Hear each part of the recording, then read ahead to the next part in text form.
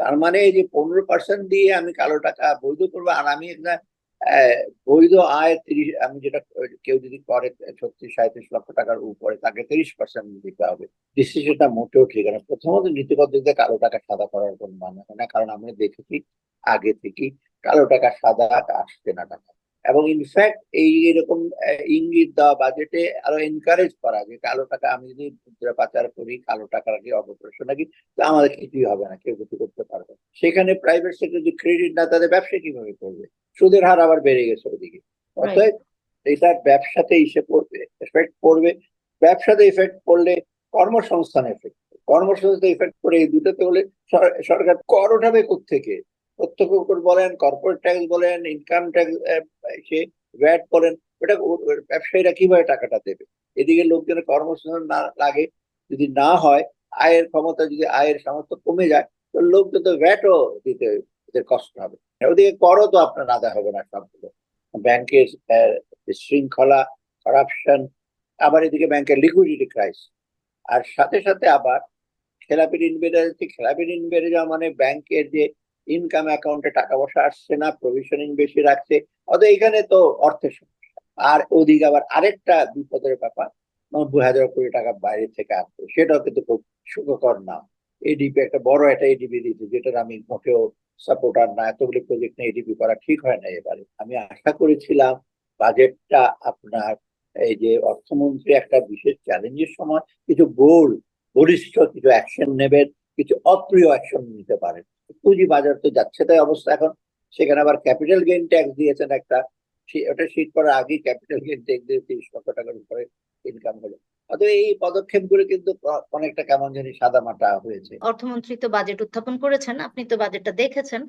তো যেখানে হয়েছে যে দেখা যাচ্ছে এবার বাজেট ঘাটতি পূরণে অভ্যন্তরীণ ভাবে সংগ্রহ করা হবে 1,60,900 কোটি, এবং এটা পুরোটাই ব্যাংক ব্যবস্থা থেকেই নেওয়া হবে 1,37,500 কোটি, এবং সঞ্চয়পত্র থেকে 23,400 কোটি নেওয়া হবে। তো স্যার, যেটা আমি বলছি, খেলাপি ঋণের একটা সংখ্যা প্রকাশ করেছে, আপনি দেখেছেন নতুন ভাবে আরো বেড়েছে।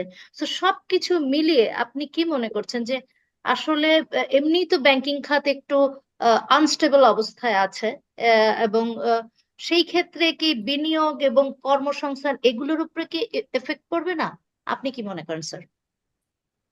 ধন্যবাদ। প্রথমত, যে বাজেটটা যে সময় দিয়েছেন অর্থমন্ত্রী, সেই সময় কিন্তু বাংলাদেশ বেশ কঠিন একটা চ্যালেঞ্জ, অন্যবারের চেয়েও বেশি কঠিন। বিশেষ করে সামষ্টিক অর্থনীতির ব্যাপার, এটা ইনস্টেবিলিটি, ভঙ্গুরতা এবং সামনে এগিয়ে যাওয়ার জন্য কিন্তু একটা বিষয়। অর্থাৎ এখানে তিনটা জিনিস মেইনলি আছে। মূল্যস্ফীতিটা একটা সবচেয়ে বড় সমস্যা।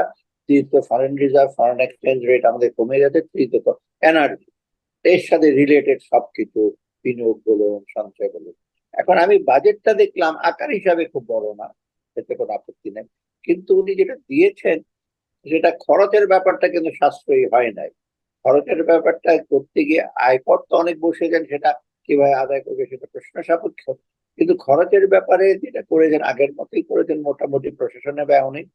সবচেয়ে বেশি হলো, যেহেতু খরচ এবং এডিপির ব্যাপার আছে এখানে, এডিপি একটা বড় একটা এডিপি দিয়েছে, যেটার আমি মোটেও সাপোর্টার না। এতগুলি প্রজেক্ট নিয়ে এডিপি করা ঠিক হয় না এবারে।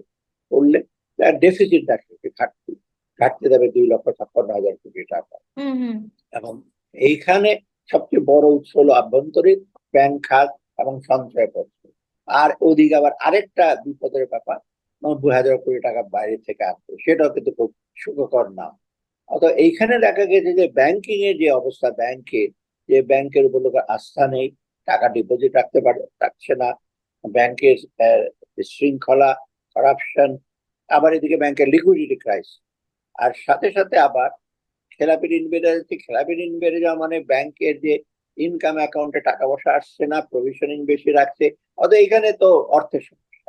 এখান থেকে সরকার যদি নিয়ে নেয় টাকাটা, যেটা আমরা ক্রাউডিং আউট এফেক্ট বলি, প্রাইভেট সেক্টরে তো আর ঋণ পাওয়া খুব ডিফিকাল্ট হবে।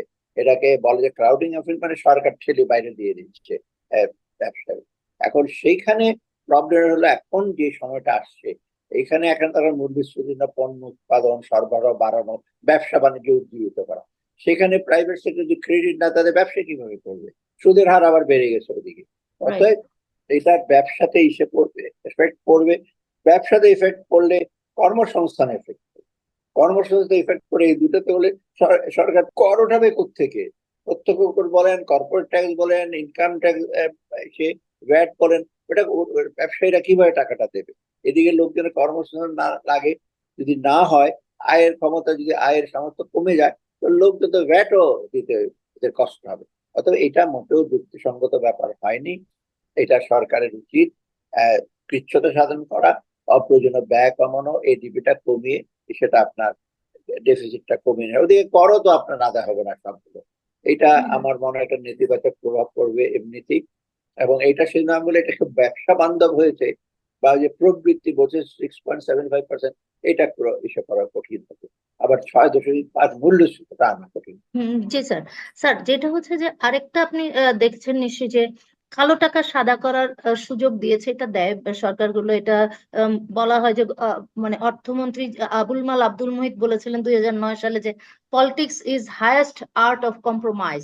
মানে পলিটিক্স এর এইবারও যে সরকার এই কম্প্রোমাইজটাই করেছে, এটা আবার প্রমাণ হলো। এবং সবচেয়ে বেশি যেটা হলো বৈধ মানে ভাবে আয়ের, ওখানে সর্বোচ্চ 30% করেছে, এখানে অবৈধ আয়ের ক্ষেত্রে 15% করেছে। সো আপনি এটাকে কিভাবে দেখছেন? এই ডিসিশনটা মোটেও ঠিক না। প্রথমত নীতিগত দিক দিয়ে কালো টাকা সাদা করার কোনো মানে হয় না, কারণ আমরা দেখেছি আগে থেকেই কালো টাকা সাদা আসছে না, টাকা লোকজন একেবারেই আছে। অতএব এবং ইনফ্যাক্ট এই এরকম ইঙ্গিত দেওয়া বাজেটে আরো এনকারেজ করা যে কালো টাকা, আমি যদি মুদ্রা পাচার করি, কালো টাকা রাখি, অপপ্রশ্ন নাকি, তো আমাদের কিছুই হবে না, কেউ কিছু করতে পারবে না। ইনফ্যাক্ট এইটাই কিন্তু আইন প্রয়োগকারী সংস্থা বলুন, এনবিআর বলুন, তারা কিন্তু চুপচাপ থাকে না। এখন যে আপনি বলেছেন করবে, এটা তো আরো উৎসাহিত হবে কালো টাকা। তার মানে এই যে 15% দিয়ে আমি কালো টাকা বৈধ করবো, আর আমি একটা বৈধ আয় 30, আমি যেটা কেউ যদি করে 36-37 লক্ষ টাকার উপরে, তাকে 30% দিতে হবে। এটা তো মোটে এটা আমরা বলি public equity principal. Equity principal মানে সময় যে দিতে পারে বা যাদের দেওয়া উচিত সে কর দেবে, কিন্তু এখানে যার দেওয়া উচিত সে কর দিচ্ছে না। অতএব এটা কিন্তু খুব খারাপ বিষয় হচ্ছে আর কি। জি স্যার। স্যার, এইটা হ্যাঁ, তবে আপনার কাছে কোন দিকটা, যেমন এইবার চ্যালেঞ্জ ছিল মূল্যস্ফীতি নিয়ন্ত্রণ, এবং আপনি জানেন যে গত 2 বছর ধরে মূল্যস্ফীতি প্রচন্ড ভাবে বেড়ে আছে, এবং গত মে মাসে তো ডাবল ডিজিটে পৌঁছে গেছে। তো এটা এক ধরনের চ্যালেঞ্জ। অন্যদিকে আবার রিজার্ভেরও ভীষণভাবে নামছে, মাত্র 3 মাসের আমদানি খরচের আছে, আপনি জানেন। তো এইগুলোকে অ্যাড্রেস করার জন্য আসলে তেমন কি কিছু বাজেটে এসছে স্যার? না, আমি আসলে বাজেটটা, আমি আশা করেছিলাম বাজেটটা আপনার এই যে অর্থমন্ত্রী একটা বিশেষ চ্যালেঞ্জের সময় কিছু বলিষ্ঠ কিছু অ্যাকশন নেবেন, কিছু অপ্রিয় অ্যাকশন নিতে পারেন। কারণ এই সরকারের, আপনি এটা প্রথম বছর, অতএব সরকারের তো আরো আপনার সে কনস্টিটিউশনে যে আরো সময় আছে। অতএব এই সময়টায় কিন্তু সরকার কিছু বোল্ড অ্যাকশন, তো যেমন আপনার মূল্যস্ফীতি কমানোর জন্য ক্ষুদ্র মাঝারি সেটা আরো বেশি প্রণোদনা দেওয়া, যদিও একটা পজিটিভ জিনিস আছে যে কৃষি এবং এনার্জি উনি ভর্তি রাখবেন, এটা কিন্তু একটা ভালো দিক। উনি IMF এর পরামর্শ তেমন শোনেননি, কিন্তু এই যে এখন যদি কোনো মূল্যস্ফীতি ব্যাপারে কোনো ডেফিনিট কিছু নাই, বলছে যে আমরা মূল্যস্ফীতি কমে যাবে, কিন্তু মূল্যস্ফীতি কমার জন্য আপনি সাপ্লাই সাইড বাড়াবেন, এসে ট্যাক্সের প্রণোদনা দেবেন, আবার এদিকে কর্মসংস্থান করলে লোকজনের মূল্যস্ফীতির ধারটা একটু কমবে।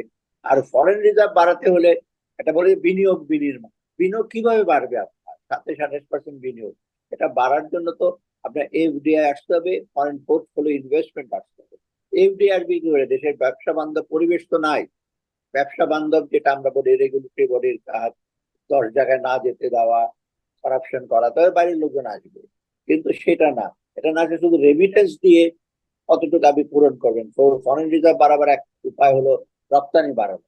রপ্তানিটার ব্যাপারে, রপ্তানিটা মোটামুটি তেমন এফেক্ট করছে না, তবু কিন্তু রপ্তানি 16% কথা কমে গেছে, বিকজ ইন্টারন্যাশনাল মানে আন্তর্জাতিক নানা কারণ। অত এই চ্যালেঞ্জ থেকে ফরেন রিজার্ভ কমবে না, বাড়বে না, এবং ফরেন এক্সচেঞ্জ রেট তখন ইম্পোর্ট কস্ট বেড়ে যাবে, মূলধনী যন্ত্রপাতি কাঁচামাল আনতে, তখন তো কস্ট, আবার তো সেটা উৎসে দেবে মূল্য। অতএব আর এই এনার্জি সেক্টরে কোনো কিছু করেন নাই, 4-5 টাকা করে বাড়াচ্ছে, এটা কোনো সলিউশন না। এনার্জি যে ফুয়েল যে আনবেন, জ্বালানি এনার্জি যে ইলেকট্রিসিটি জেনারেট, সে টাকাও তো আপনার না। অতএব এই যে ত্রিমুখী চ্যালেঞ্জটার সাথে কিন্তু সবকিছু জড়িত। সর্বশেষ হলো ব্যাংকিং সেক্টরের উপর ডিপেন্ড করছে, ব্যাংকিং সেক্টরকে সংস্কারের জন্য আর ব্যাংকিং সেক্টর কিছু বোল্ড অ্যাকশন নেওয়ার জন্য কিছুই তো বলা উচিত ছিল। পরিচালনা পরিষদ কিভাবে হবে, আমরা চেঞ্জ করবো ব্যাংক, বাংলাদেশ ব্যাংকে আরো বলিষ্ঠ ভূমিকা নিতে হবে, এগুলো কিছুই নাই, গতানুগতিক। অতএব এইটা আমি বলবো যে এটা একটা চ্যালেঞ্জিং সময় একটা গতানুগতিক বাজেটই করেছেন, কথাবার্তা সুন্দর সুন্দর বলেছেন, কিছু অ্যাটেম্প আছে, কিন্তু সার্বিকভাবে যে কিছু সাহসী পদক্ষেপ, অপ্রিয় ইতিবাচক পদক্ষেপ। পদক্ষেপ এটা না হচ্ছে। অতএব সুখী, সমৃদ্ধ, বিনিয়োগ, বিনির্মাণ, তিনটা জিনিসই কিন্তু সুখী করতে পারবে না মনে মনে হয় না লোকজনকে। সমৃদ্ধ করবে, গ্রোথ আসবে না, ব্যবসা বাণিজ্য খুব যে ইসা হবে, উজ্জীবিত হবে তা না। আর বিনিয়োগ তো আমি বলেছি বিনিয়োগ লিমিট আছে। আর যে পুঁজি বাজার তো যাচ্ছে তাই অবস্থা এখন, সেখানে আবার ক্যাপিটাল গেইন ট্যাক্স দিয়েছেন একটা, ওটা শীত করার আগেই ক্যাপিটাল গেইন ট্যাক্স দিয়ে 30 লক্ষ টাকার উপরে ইনকাম হলো। অতএব এই পদক্ষেপগুলো কিন্তু অনেকটা কেমন জানি সাদা মাটা হয়েছে, মানে যোগ বিয়োগের অঙ্কটাকে মিলিয়েছেন, যে বিশেষ কোনো ধরনের কোনো পদক্ষেপ না হয়নি।